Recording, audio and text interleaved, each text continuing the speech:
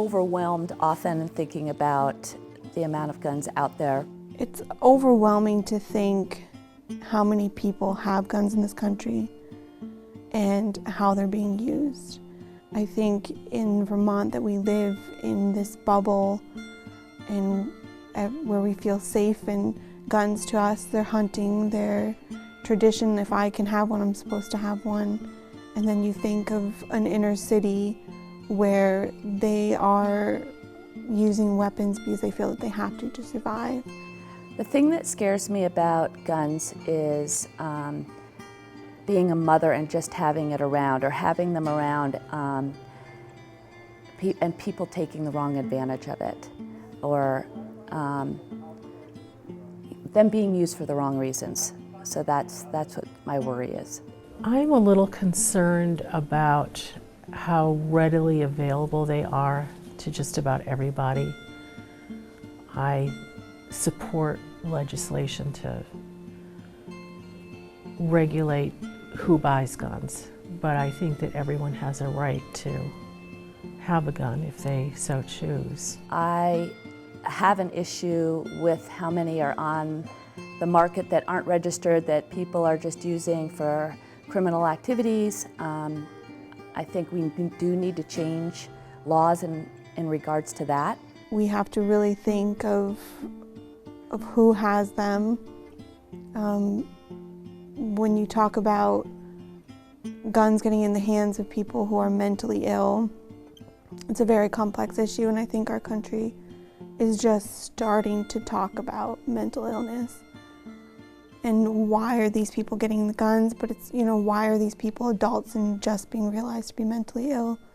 The course will cover 3 different pistol types. You will shoot all 3 different pistol types.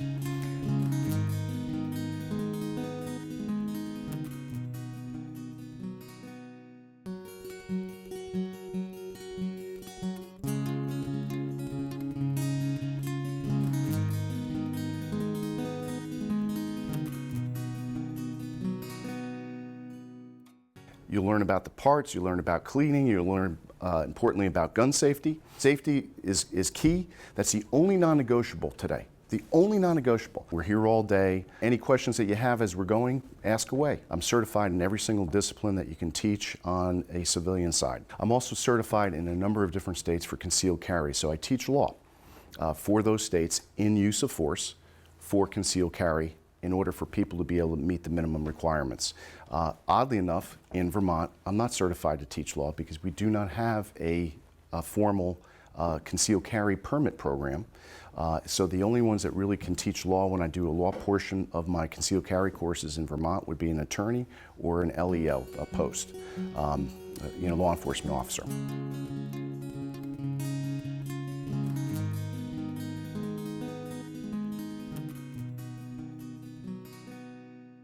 So the course goal, to teach the basic knowledge, skills, and attitude necessary for owning and using a pistol safely. Gun point in a safe direction for sure is number 1. Growing up, we never had guns in the house. It wasn't something that was really a part of my life until I was about 11 years old. My brother was 13 and he wanted to try hunting. And so he needed to do a safety course to do that. Probably about 9 years old, I remember going with him to some sort of picnic where the guys were shooting guns, and I got to shoot one, a .22.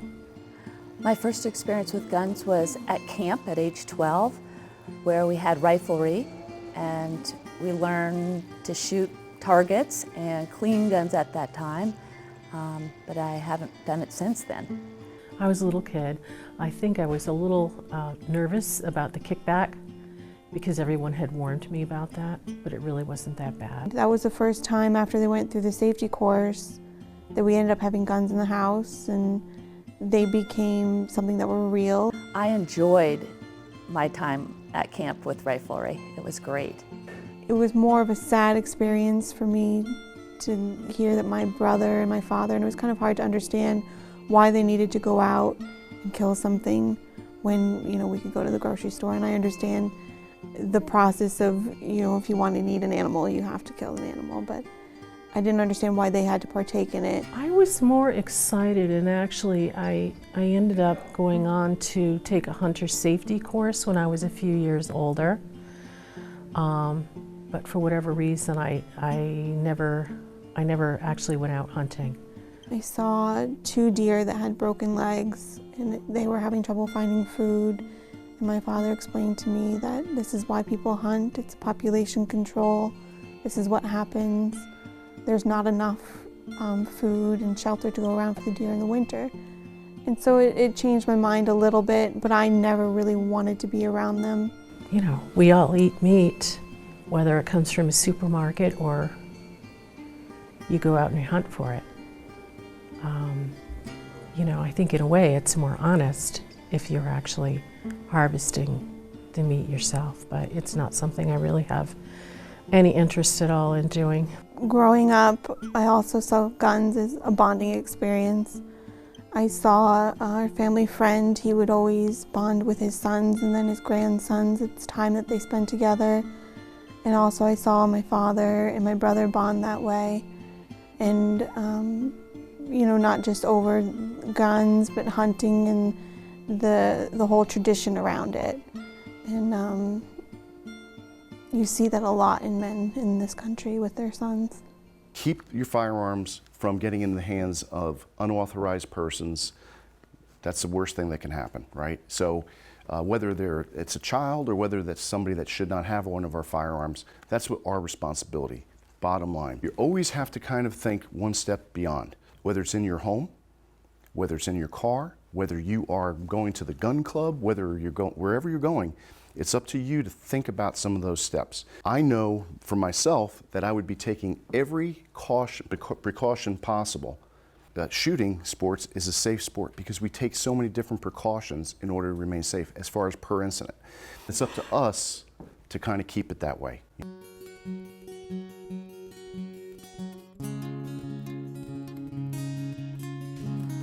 going to push up on that slide lock right there.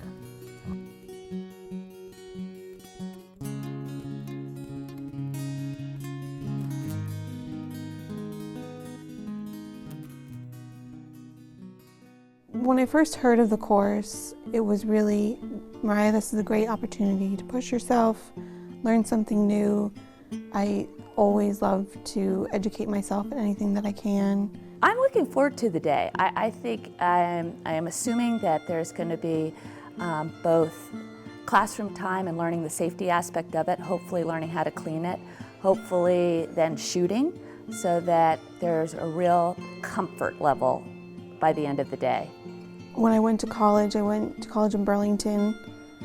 I went from a little bubble of North Bennington, small town. People I knew had guns. It was just my parents, and it was a safe place. And I went to Burlington where a girl, right before I went up, a girl had been kidnapped and killed.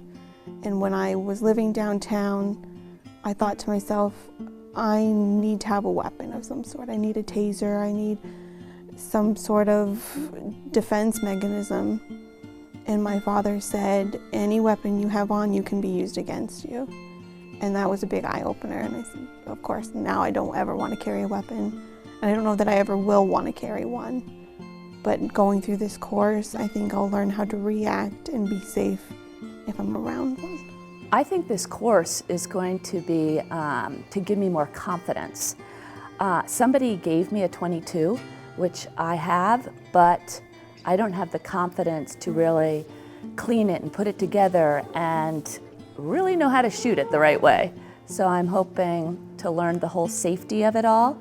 That would give me more confidence and really give me more direction on how to shoot it. I'm a little nervous about this course. There's a lot of unknowns, but I'm also really excited. I am, making little bets with myself of the competition side and see how well I do with target shooting. But I'm nervous about the safety issues and cleaning a gun. A lot of accidents happen with that, so it'll be interesting to learn that. I think it's going to be fun. 6 reasons of owning a firearm. What are they? Protection is one of them for sure. Yep, self-defense. Sport, yep. So that would be competitive shooting, right? Yeah. Recreational shooting. How about collecting? How many people do you know that have firearms, never use them, but they're investments? That's another reason, right? And hunting, of course. And then one for, because people sometimes will exercise because they can, Second Amendment right, right? So some people will actually purchase firearms. Some people will actually get concealed carry permits because they want to exercise their constitutional right.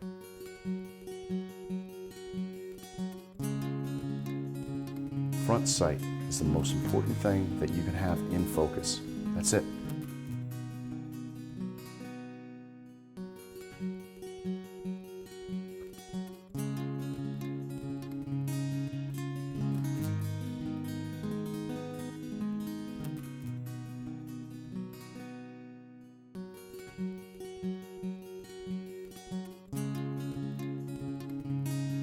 When in doubt with firearms, never force and never take chances. Get one good one-handed grip.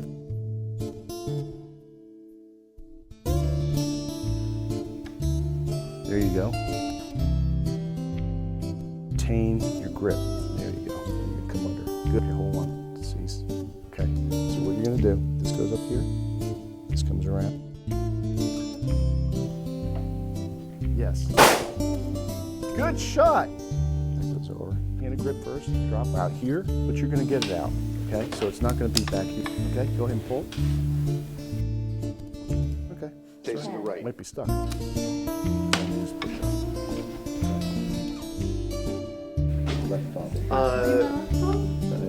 Should be. And the reason is, in that way you retain your grip. You come under. Good. And then push down. And then release. Good. Most likely it didn't go in enough. So what you're going to do is now extract it. And I'm going to show you because you're new at this. So I'm going to go ahead, okay, and I'm going to lock it back and I'm going to release your magazine. What you'll do is just like you did in there, which was textbook, so go ahead and try that. But you definitely want to let that spring do all the work. One hand first. Good stuff.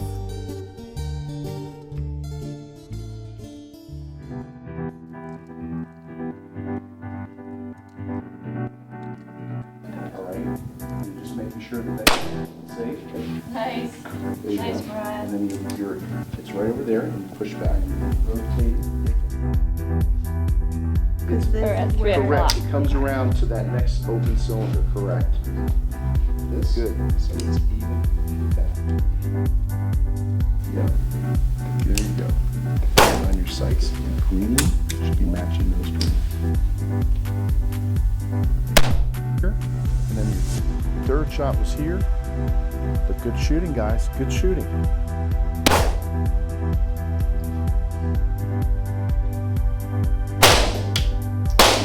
Great, step up a little bit.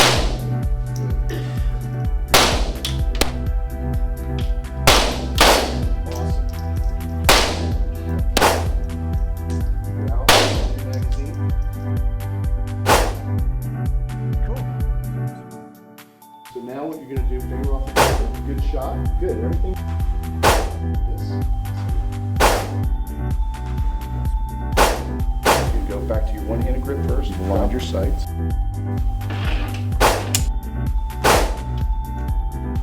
Around with these guns.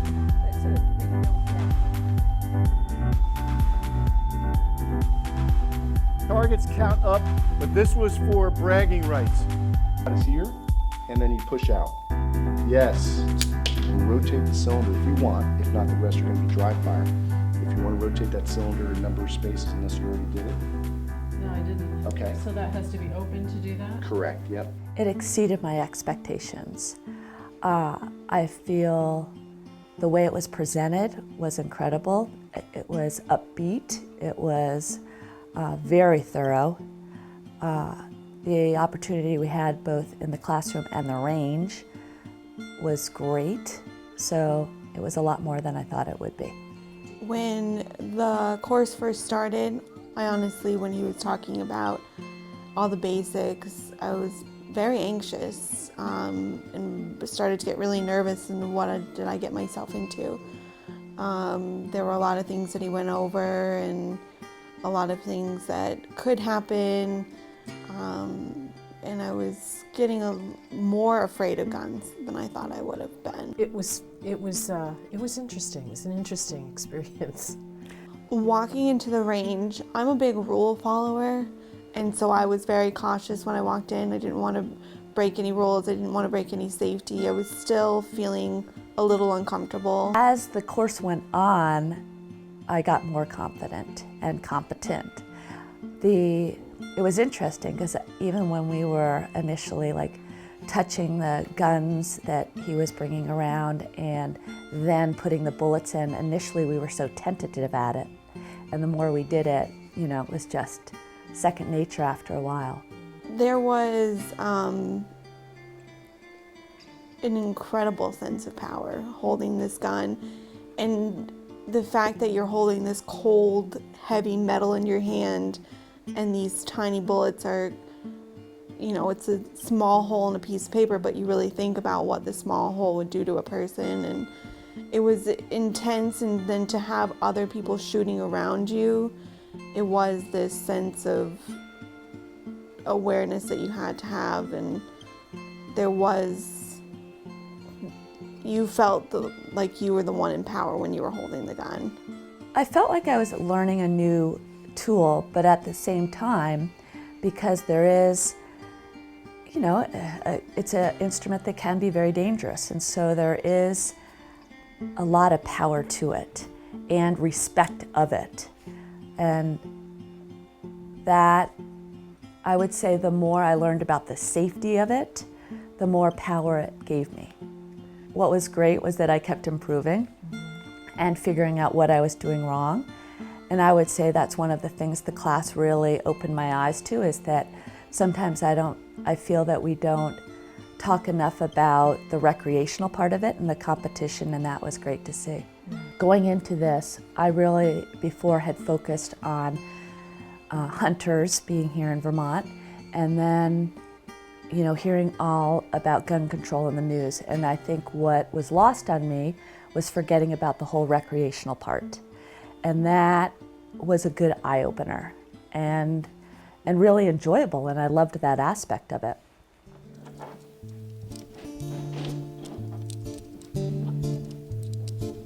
Good stuff.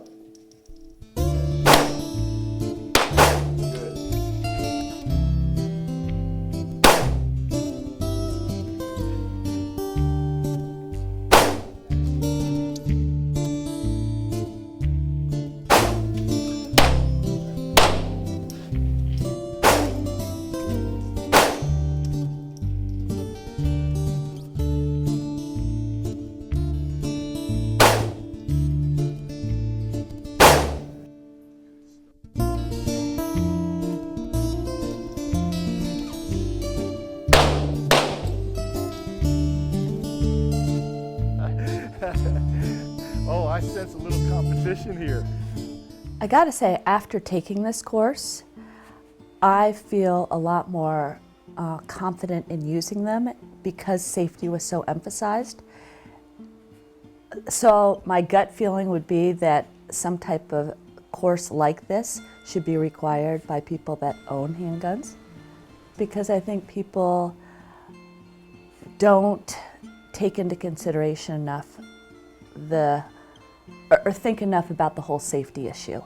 So yeah, it is a little, as in any sport, as in anything, if they're not trained enough, then I think that there's more of an issue and there's more accidents that can happen with that. I definitely think that in certain areas, I mean the country, people own guns to have a sense of power and to have the upper hand in any situation that they approach. And Brian actually mentioned Utah being one of the safest states in the country, and he said that they are also one of the highest countries that carry guns on them, and he related it to one another, and that was kind of terrifying to me as someone who grew up also in a very safe state. I don't consider everyone walking around with guns a safe place.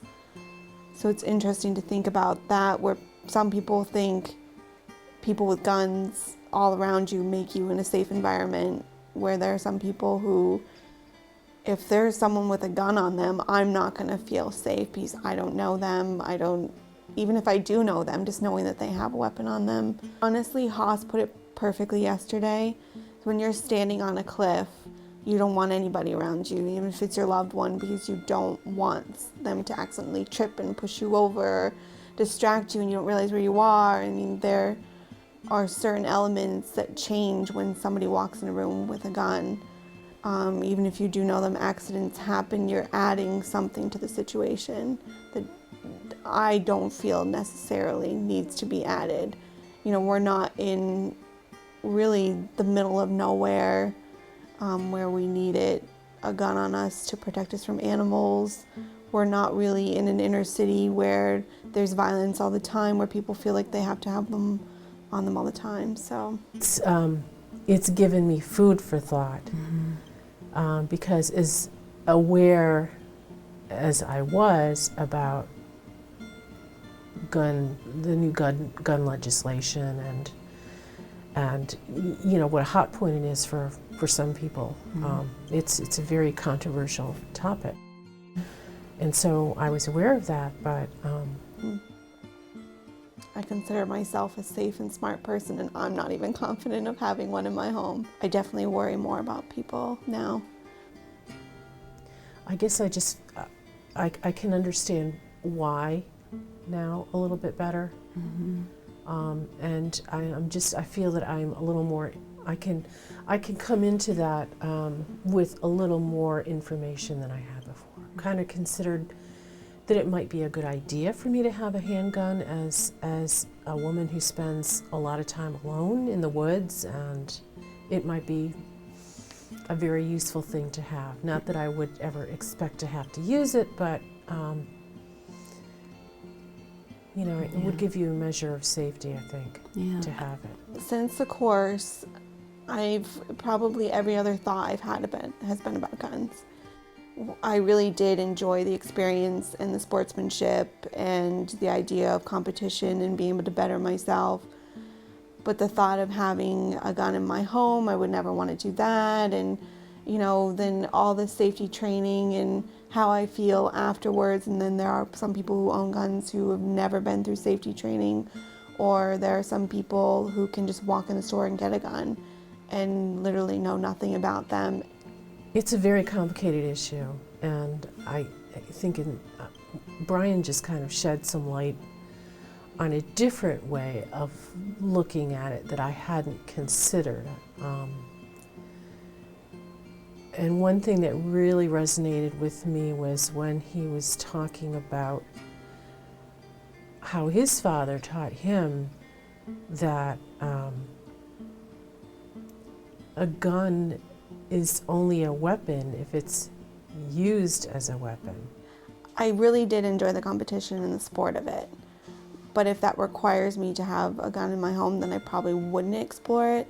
But if I were able to do it without having a gun in my home, then I would like to explore. Personally, it's given me a lot more confidence again, not only in shooting, but in other things. I mean, you know, I go by the philosophy never say never, and I also always look at, you know, life as an adventure. And I just think that once I have the confidence to do these things, you can just go for it. Brian was going over all the different laws and how extremely complicated and ever-changing things are. It's hard to understand really what's going on, and they're changing all these things, but they're not necessarily fixing, okay, this person can have a gun, this person can't have a gun. But the people who actually are hurting one another, there's something mentally or some situation that's wrong that needs to be fixed. And I think education at a young age and being realistic about what's going on in the country and that there are dangerous people is a necessary thing. And starting to talk about mental illness. These people don't come out of the woodwork wanting to kill kids or wanting to kill other people. There are signs and there are things that we can do.